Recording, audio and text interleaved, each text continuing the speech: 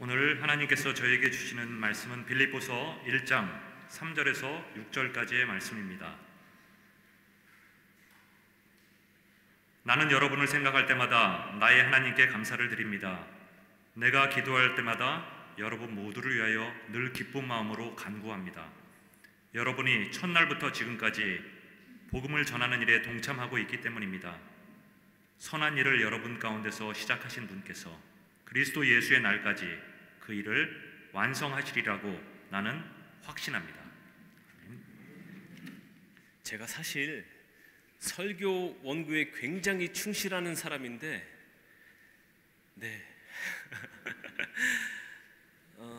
특히나 또 설교 원고를 번역해 주시는 분이 계셔서 더더욱 여기서 벗어나면 안 될 것 같은 마음이 굉장히 드는데요. 너무 귀한 찬송으로 섬겨 주셔서 감사합니다. 그리고 그 외에 우리 여러 그동안 예배를 준비해 주신 분들, 보니까 아침 일찍 나와서 마당을 쓸고 계셨던 장로님도 계셨고, 또 지하에는 또 우리 교사 선생님들도 많이 계셨고, 또 그 외에 여러분들 이렇게 예배를 위해서 이 자리를 지켜주셔서 정말 감사합니다. 오늘은 제가 함부르크 한인교회에서 드리는 첫 주일 예배입니다. 독일에서 드리는 첫 주일 예배에 어떤 본문과 주제를 가지고 말씀을 전하면 좋을지 고민하다가 교회 표어가 눈에 들어왔습니다. 빌립보서의 말씀이 근간이 된 주의 선한 일에 동참하는 교회를 제목으로 말씀을 전하면 좋겠다는 판단이 섰습니다. 그 이유는 교회의 표어에 성도님들의 마음과 정신이 있다는 생각에서였고, 그리고 이 표어를 통해서 오랜 역사를 가지고 있는 함부르크 한인교회의 과거와 현재와 미래를 통찰할 수 있겠다는 생각이 들었기 때문입니다. 그래서 앞으로 3회에 걸쳐서 교회 표어를 주제로 말씀을 전하겠습니다. 제가 함부르크 한인교회 사역을 시작하기에 앞서 우리 교회를 잘 이해할 수 있는 아주 좋은 참고서를 발견했습니다. 그 참고서는 바로 창립 50주년 기념으로 발간된 희년 지금 이 자리에였습니다. 홈페이지에 있던 파일을 전자책에 다운받아 틈틈이 읽었습니다. 그동안 교회가 어떤 사역을 해왔고 한인 사회와 독일 사회에 어떤 영향을 미쳤는지 볼 수 있었습니다. 어떤 글은 감동적이었고 어떤 글은 제 개인적인 옛날 기억을 떠올리게 했으며 어떤 글은 눈물을 글썽이게 했습니다. 제가 함부르크 한인교회 역사에 함께 했던 적은 없지만 글을 읽는 것만으로도 그 역사 안에 있는 것 같은 느낌이 들었습니다. 그 책을 보고 나서 든 생각은 내 마음이 이렇게 따뜻한데 하물며 오랜 시간 교회와 함께했던 우리 성도님들은 교회를 향한 사랑의 마음이 헤아릴 수 없이 클 것 같다는 것이었습니다. 성도가 교회를 향하여 가지고 있는 그 마음, 바로 그 마음, 교회를 향한 사랑의 마음이 바로 오늘 말씀의 본문입니다. 3절의 말씀을 다시 보겠습니다. 나는 여러분을 생각할 때마다 나의 하나님께 감사를 드립니다. 나는 여러분을 생각할 때마다 나의 하나님께 감사를 드립니다. 사도 바울도 빌립보 교회를 생각할 때 우리와 같은 마음이었습니다. 사도 바울은 왜 그토록 빌립보 교회를 사랑했을까요? 왜요? 5절의 말씀을 다시 보겠습니다. 여러분이 첫날부터 지금까지 복음을 전하는 일에 동참하고 있기 때문입니다.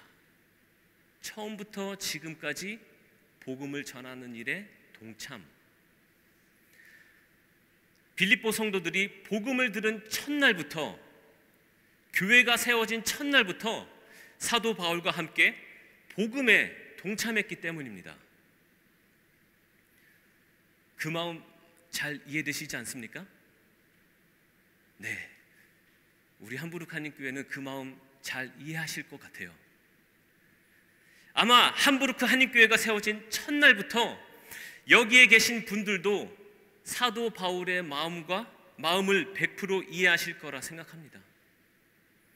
성도들 중에 비록 교회의 시작과 함께 하지 않았지만 그동안의 역사를 옆에서 지켜보면서 나중에 태어난 세대들에게도 그 사랑과 열정이 상당히 전해졌으리라 생각합니다. 사도 바울은 5절에서 빌립보 교회가 첫날부터 지금까지 복음을 전하는 일에 동참했다고 말했습니다. 우리 교회의 표어는 주의 선한 일에 동참하는 교회입니다. 그럼 여기서 말하는 동참은 어떤 의미를 가지고 있는지 우리가 좀 더 살펴보면 좋겠습니다. 우리가 가지고 있는 한독 대조 성경을 보면 동참이라는 단어가 독일어 쪽에는 Gemeinschaft라고 번역되어 있습니다. 이것을 헬라어로 보면 코이노니아로 되어 있습니다. 코이노니아. 여러분, 코이노니아 많이 들어보셨죠? 우리가 코이노니아라는 단어를 배운 적은 없어도 교회에서 어느 상황에 코이노니아라는 단어를 사용했는지 생각해 볼 때 그 의미를 대충 짐작할 수 있습니다. 한국 교회가 보통 어느 시간에 코이노니아라는 단어를 썼나요? 예배 2부 순서 혹은 교제의 시간에 코이노니아라는 단어를 종종 사용했습니다. 그 뜻은 바로 Gemeinschaft이고 동참이라는 뜻입니다. 오늘 본문에서 코이노니아가 동참이라고 번역되어 있는데 우리가 단순히 동참이라는 사정적 개념만 가지고 오늘의 본문을 이해한다면 아주 일부분만 이해하게 되는 것입니다. 헬라어 코이노니아는 주로 교제라고 번역했지만 역할에 따라서 함께 나눔, 물질, 은혜, 동료적 사귐, 고통, 사역이라는 뜻과 연결돼서 다양하게 번역되었습니다. 코이노니아의 뜻은 교제와 동참을 넘어서 은혜와 고통을 포함한 동료적 사귐으로까지 이해할 수 있는 것입니다.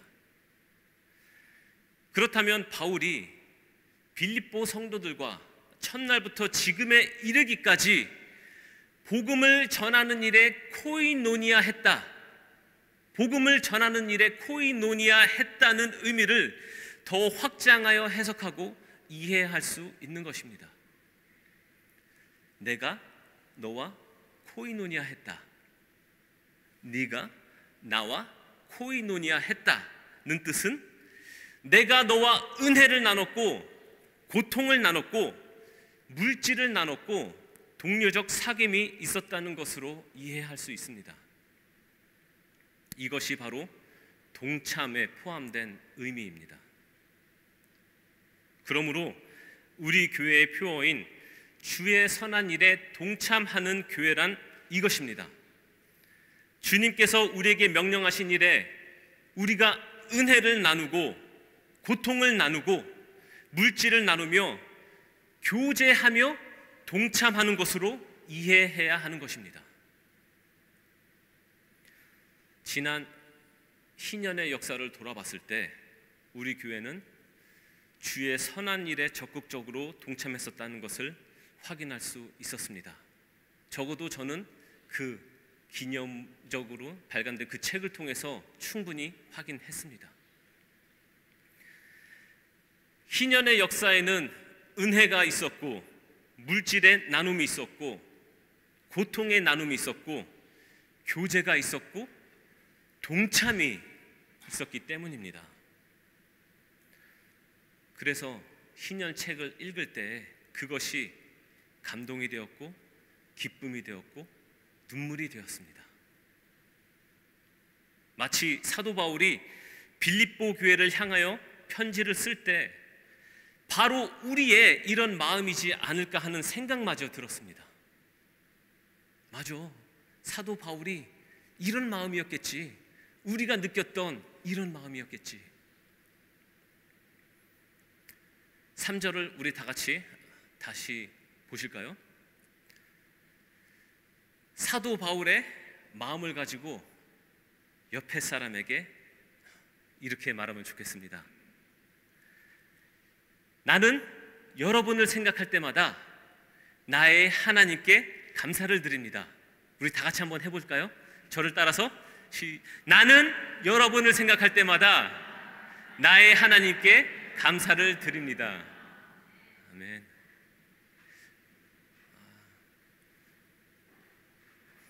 갑자기 이런 고백을 하려니까 조금 낯간지러우시죠? 그러면 이렇게 하면 어떨까요? 우리의 강점이 있잖아요. 한국말로 할 때는 왠지 이게 낯간지러운데 독일말로 하면은 조금 괜찮잖아요. 그렇죠? 독일말로 한번 따라 하실까요? Ich danke meinem Gott. So oft ich euer gedenke.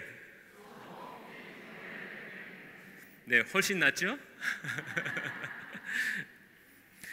우리는 이 말씀을 이렇게 이해할 수 있습니다.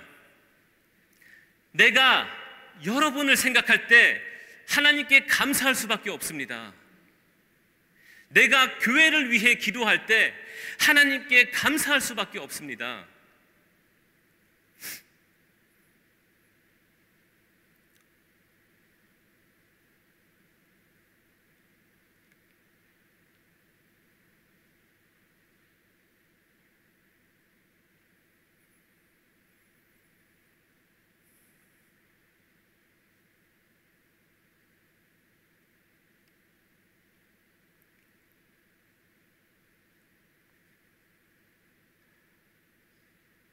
하나님,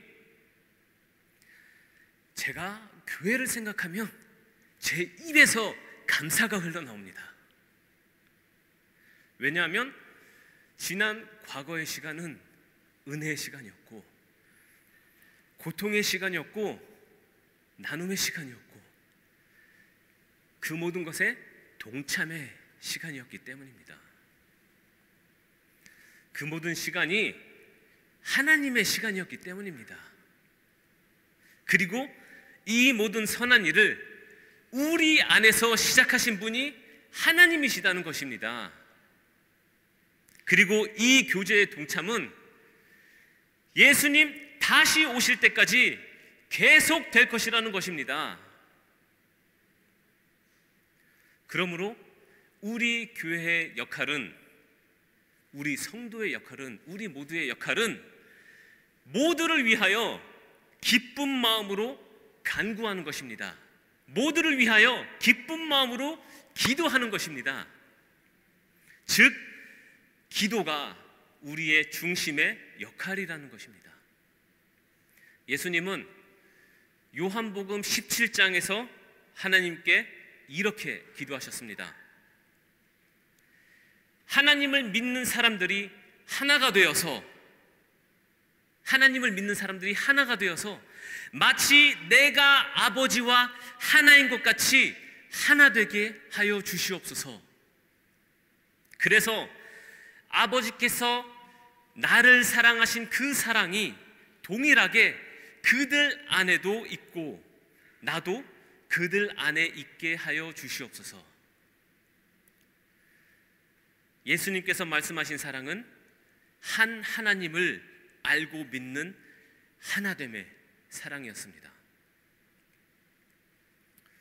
우리가 잘 알고 있듯이 사랑, 그거 말처럼 쉽지 않습니다. 잘 아시죠? 해보셨죠? 사랑 참 어렵다. 심지어 이런 노래까지 있습니다. 참 어렵습니다.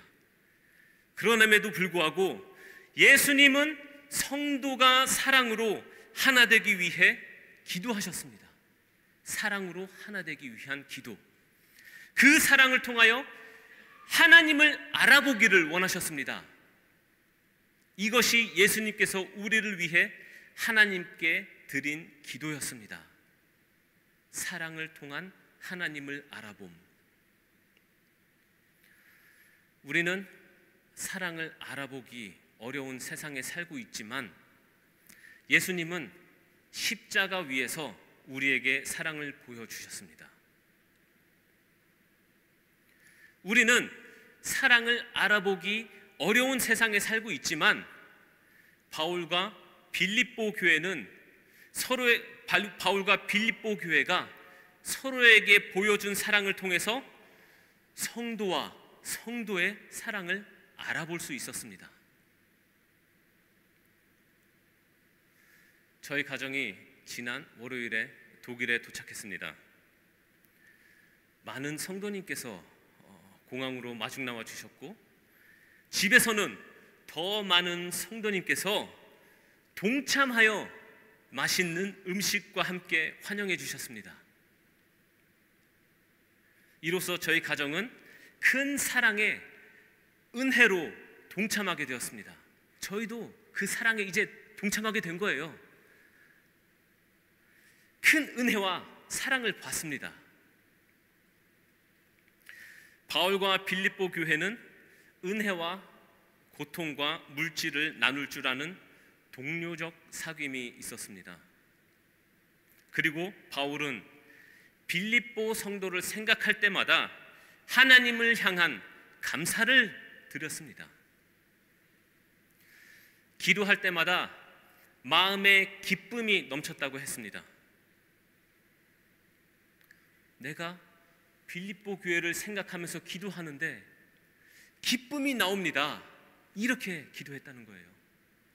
이것이 바로 예수님께서 말씀하신 하나님 안에서 하나 되는 사랑입니다.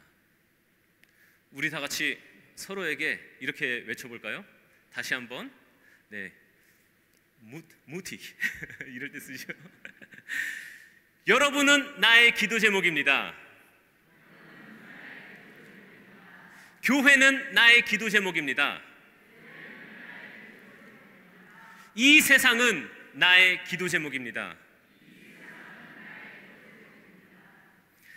예수 그리스도께서 다시 오시는 그날까지 서로 사랑하며 서로에게 감사의 기도가 되는 공동체로 계속해서 성장하길 축복합니다. 기도합니다. 아멘. 기도하겠습니다.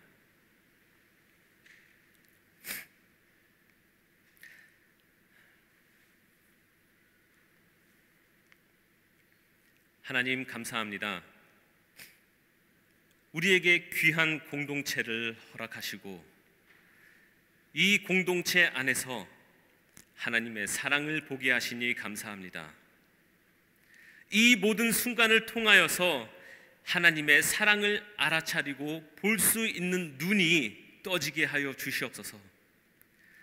우리의 마음이 변하여 옆에 있는 지체가 나의 감사의 기도가 되고 우리 교회가 우리의 감사의 기도가 되길 원합니다. 예수님께서 이 세상을 위해 기도하셨던 것처럼 예수 그리스도의 마음을 가지고 이 세상을 위해 기도하는 우리가 되길 원합니다. 우리에게 더 많은 기도 제목을 허락하셔서 기도의 소리가 끊이지 않는 기도의 사명을 다하는 교회로 우리를 사용하여 주시옵소서. 우리의 기도를 들으시는 아버지께 예수 그리스도의 이름으로 기도합니다. 아멘.